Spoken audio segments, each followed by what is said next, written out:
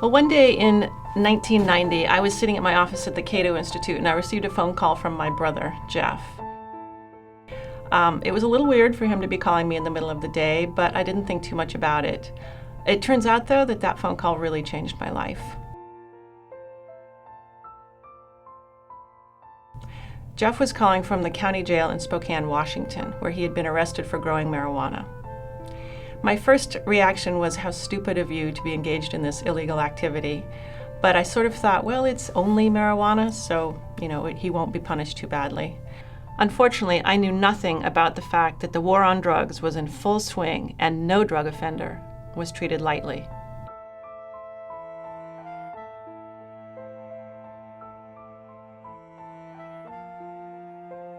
Jeff was told that if he took his case to trial, prosecutors would charge him with 3 separate counts, each of which carried 5 years in prison.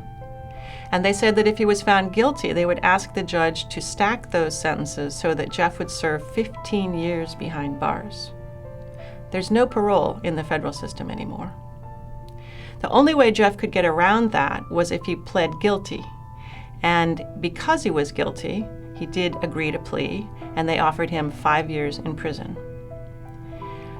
They said if you want to cut that sentence even further, you can inform on someone else who's engaged in illegal drug activity. And if you do that, we'll cut your sentence in half. While it was tempting for me to think Jeff should do that, he was adamant that he couldn't do it and destroy someone else's life.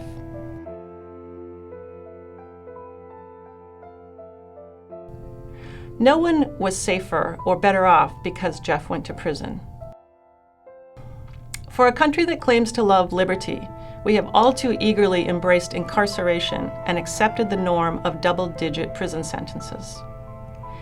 My brother served his sentence in full, and he's been out almost 2 decades, but he still carries the stigma of being a felon and the resulting prohibitions that a felony conviction brings. And the real irony is that now, in Washington state, where he was arrested, it's legal to grow marijuana.